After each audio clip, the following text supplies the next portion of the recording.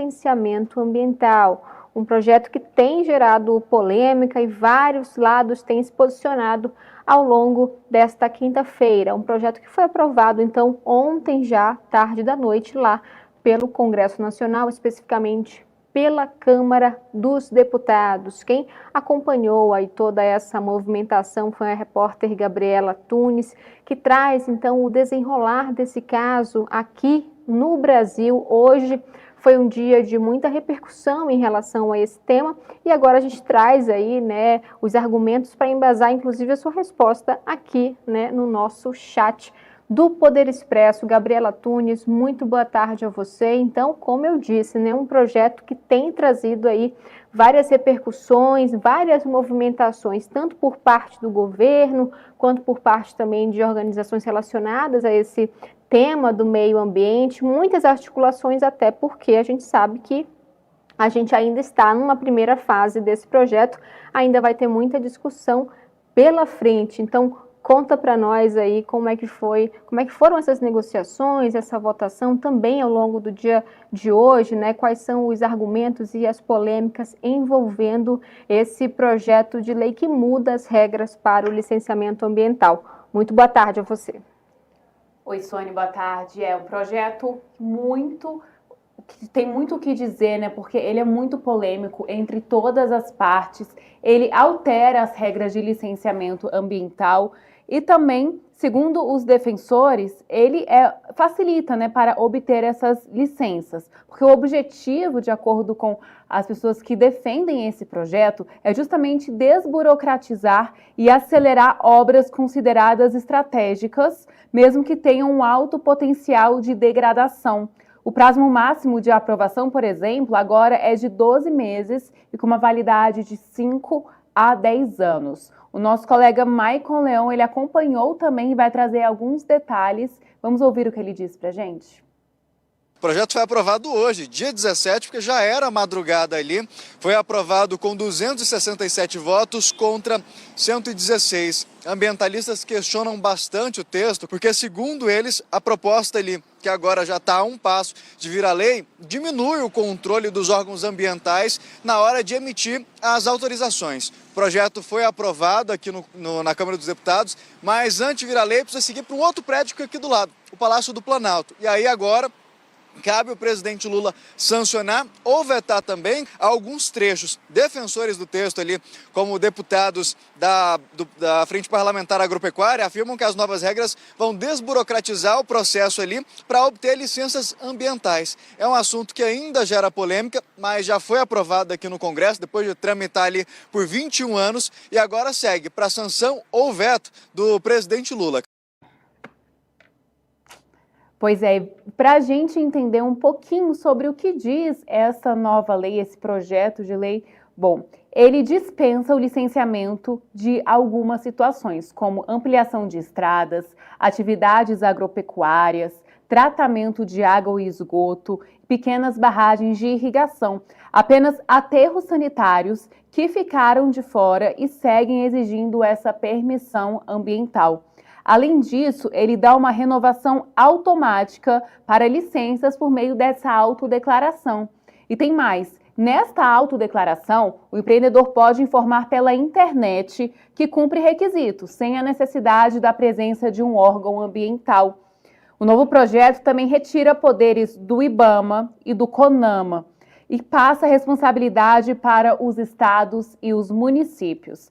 E também restringe a atuação do IFAM. Além disso, anula parte da Lei da Mata Atlântica e também terras indígenas e territórios quilombolas não homologados deixam de ser consideradas áreas protegidas para efeitos de licenciamento. Bom, porém, entidades alertam que essa nova lei ela pode trazer riscos à segurança ambiental, aumento da impunidade e desproteção de comunidades tradicionais. Olha só, a gente tem inclusive uma nota do ICMBio, que é o Instituto Chico Mendes de Conservação da Biodiversidade. Ele disse que expressa profunda preocupação com essa aprovação na madrugada de hoje, que dispõe sobre o licenciamento ambiental. De acordo com o ICMBio, o projeto aprovado representa um retrocesso significativo na legislação atual, flexibilizando todas as etapas do licenciamento ambiental, com redução de instrumentos e normas, dispensa de estudos e monitoramento de impactos e diminuição do poder da fiscalização por parte dos órgãos públicos. No caso do ICMBio, entre outros pontos, o projeto revoga a obrigação de autorização do órgão para o licenciamento de empreendimentos com impacto ambiental significativo em unidades de conservação federal, substituindo apenas por uma manifestação não vinculante limitada a casos específicos. A ministra do Meio Ambiente, Marina Silva, ela fez uma publicação nas redes sociais. Ela disse, inclusive, que hoje é um dia de luto por conta dessa aprovação. Esse texto, ele estava já tramitando há muitos anos na Câmara dos Deputados. Então, agora houve essa polêmica também, teve mudança no texto e agora essa aprovação. Votaram a favor principalmente os partidos PL, PP, Republicanos, União Brasil e PSD. E votaram contra o PT, o PSOL, o PCdoB, o PV e a Rede. E claro que para conversar com a gente sobre esse assunto, para a gente entender um pouquinho melhor, eu chamo aqui ao nosso programa o Marcos Pedlovski, que ele é ambientalista, é professor da Universidade Estadual Norte Fluminense e também tem um PhD em desenho ambiental pela Virginia Tech nos Estados Unidos. Marcos, seja muito bem-vindo ao nosso programa, obrigada pela participação. Eu quero saber, primeiro, na prática, o que significa essa aprovação deste projeto. Boa tarde, Gabriela. Na prática, o que nós temos é um desmantelamento do licenciamento ambiental que nós temos no Brasil.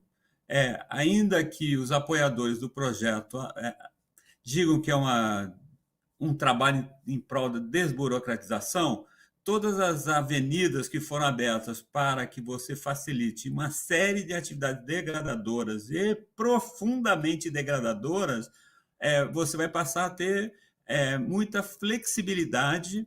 Eu ressalto, inclusive, o autolicenciamento. Eu venho estudando o autolicenciamento em algumas condições específicas e nós sabemos que, principalmente no plano dos municípios, o autolicenciamento é uma farsa, porque a maioria dos municípios brasileiros sequer possuem secretarias municipais de meio ambiente.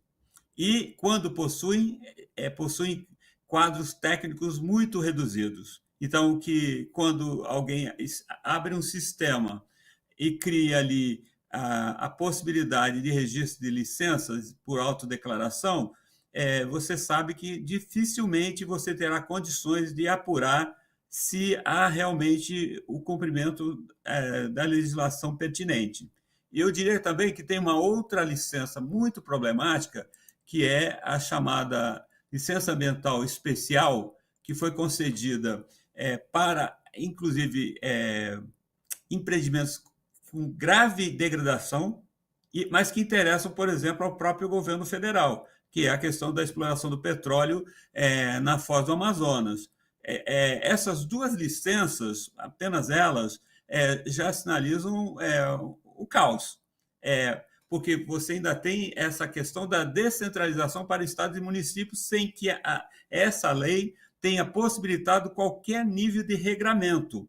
Então, o que a gente tem hoje, de guerra fiscal entre os estados, nós podemos vir a ter uma guerra por quem licencia mais flexivelmente. Então, eu diria que isso abre a via da judicialização. Mesmo que o STF não vete alguns dos artigos que são claramente inconstitucionais, você terá o problema da judicialização. Por quê? Porque comunidades que hoje são frágeis, como quilombolas e povos tradicionais, povos indígenas, vão ter que recorrer à legislação para proteger seus territórios. Então, eu diria que, em nome dessa flexibilização e dessa agilização, nós estamos abrindo o caminho da judicialização. E eu digo o seguinte, é interessante que a Câmara tenha ignorado um elemento muito importante, que é a geopolítica. No dia de ontem, nós ficamos sabendo que os Estados Unidos abriu uma reclamação interna contra o Brasil por causa do desmatamento, e que isso pode...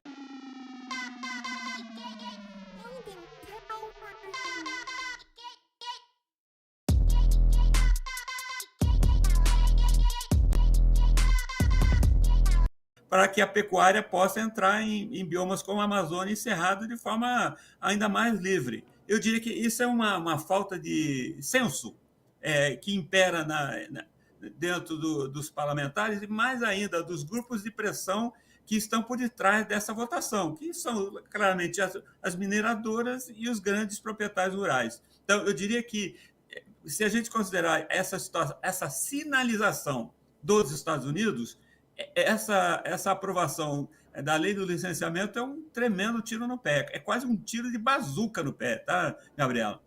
E, Marcos, você falou isso mesmo de geopolítica, e o Brasil vai sediar a COP30 aqui em Belém, né, no caso. Como que isso pode sujar a imagem do Brasil internacionalmente? Como o senhor avalia isso? Olha só, como alguém, eu tenho uma certa experiência internacional. Além de ter feito o doutorado nos Estados Unidos, eu tenho convivido com colegas em universidades na Europa e até na China. Eu tenho tido a possibilidade de interagir com membros da comunidade científica internacional. Eu diria que isso não é um mico, é um orangotango que a Câmara de Deputados, junto com o Senado, está colocando nas costas do Brasil. Por quê? A desmoralização, eu já tive a oportunidade de estar com vocês em outras ocasiões, e até quando foi aprovado, momentos antes da votação original, eu não lembro qual foi o seu colega que me entrevistou, e perguntou se tinha alguma chance daquilo não passar o dia. Eu falei, a chance é zero de não passar. E é interessante que a gente também chegou a conversar uns meses atrás sobre a questão da COP30. Então, tudo isso se encaminha para que o Brasil chegue completamente desmoralizado na COP30. Por quê? Porque se a gente tem uma legislação ambiental que foi vítima de quase um Jack Estripador da Câmara de Deputados junto com o Senado, e aí o Brasil vai chegar lá na COP30 para meio que pagar a moral para os países desenvolvidos que têm que financiar a proteção das florestas, quem deveria proteger inicialmente as florestas brasileiras é o próprio Brasil, é o Congresso brasileiro. E não, o que está sendo feito agora é um libera geral, vamos dizer claramente. É um libera geral para o desmatamento, seja para a pecuária, seja para a mineração. E aí, como é que o Brasil chega na COP30? Eu diria que a ministra Marina Silva vai chegar lá com um fardo muito pesado para carregar. E eu acredito que ela tem tentado colocar a melhor face neste processo. Mas tem gente que diz que essa é uma derrota do governo Lula. Eu não considero isso uma derrota do governo Lula. Isso eu considero, primeiro, uma derrota política do Brasil, interna, uma derrota política no plano internacional, quando nós já vivemos uma série de ameaças aos produtos brasileiros que são essenciais e que estão são produtos básicos, como carne e soja. E aí, o que vem? Vem essa desregulamentação, vamos dizer, é o que é essa nova lei, eu diria que é de licenciamento. E aí, a gente vai chegar, não é só na COP30, todas as outras instâncias multilaterais que o Brasil vem tentando defender, e agora ele está bastante, na minha opinião, bastante fragilizada a posição do Brasil como negociador e como um defensor do clima global. Às vezes as pessoas não se atêm às repercussões para certos atos, mas atos como esse dessa madrugada, eles têm consequências, e consequências que eu considero serão graves para o Brasil. E, Marcos, o presidente Lula pode votar total ou parcialmente esse texto. Qual a opinião do senhor quanto a esse veto? Pode haver esse veto total? E o que mudaria tendo alguma parte vetada também? Olha só, seu colega também me perguntou da outra vez. Eu considero que se o presidente Lula... a obrigação seria vetar totalmente. Se o presidente Lula tivesse a posição coerente que ele manifesta nos fóruns internacionais, ok? Quando o presidente Lula vai lá fora e coloca posições extremamente corretas sobre a questão climática, porque eu tenho que dizer que isso tudo está acontecendo em meio ao processo de colapso climático. Só ver o que vem acontecendo. Aconteceu pelo terceiro ano seguido no Rio Grande do Sul, e agora que até a lei da Mata Atlântica, porque essa legislação, Gabriela, tem vários jacarés aí. Uma é a invalidação de vários artigos da Mata Atlântica. Ou seja, ela se intromete em legislações que não são pertinentes ao licenciamento, que a lei da Mata Atlântica é maior que a lei do licenciamento, mas só que essa lei ela anula partes da lei da Mata Atlântica. Aí, o presidente Lula, cioso disso, o que ele deveria fazer? Vetar totalmente essa lei, começar da estaca zero. Agora, primeiro, eu duvido que ele vai fazer isso, e eu acho que ele vai vetar aquelas medidas mais extremas, inclusive, que não foram criadas pela Câmara, foram criadas pelo Senado e que foram mantidas agora, no meio da madrugada, com muitos deputados, com a maioria dos deputados em casa, olhando para a tela do computador. Aí ele vai vetar parte das medidas mais extremas. Isso você sabe o que vai acontecer? Se não houver uma profunda mobilização popular no país, os vetos dele serão derrubados, como aconteceu no PL do veneno. Então, que isso não seja, o presidente Lula não tenha, inclusive, que vetar de fachada. Eu entendo que quem está nos assistindo e ainda não entendeu a gravidade dos problemas que estão sendo criados por essa nova lei, deveriam se informar e deveriam prestar atenção, porque, olha, hoje nós tivemos uma nota de vários segmentos, mas eu diria que um segmento que eu considero importante, e até porque é um segmento ao qual eu pertenço, que é a Sociedade Brasileira para o Progresso da Ciência, ela soltou uma nota dura, reforçando os elementos científicos que foram ignorados, tanto pelo Senado, tanto pela Câmara. Então, eu diria que nos próximos meses, porque, olha só, uma coisa é o veto. Eu acho que esses vetos, a obrigação é veto total, acho que haverá, no máximo da boa vontade, veto parcial, mas que a disputa, que é uma disputa que não é uma disputa simples, é uma disputa por uma série de elementos de proteção a ecossistemas extremamente importantes para o país e para o planeta, que é a Amazônia, Cerrado. Lá no Rio Grande do Sul tem que proteger o que restou do Pampa, que está gravemente ameaçado por essa nova legislação. A Caatinga, que você tem pontos de desertificação aumentando, todos esses biomas. O Pantanal está sob ameaça com essa legislação. Eu diria que se a gente olhar para tudo que nos é importante, eu diria que também é o seguinte, sequer as áreas de florestas urbanas ficaram de fora do risco.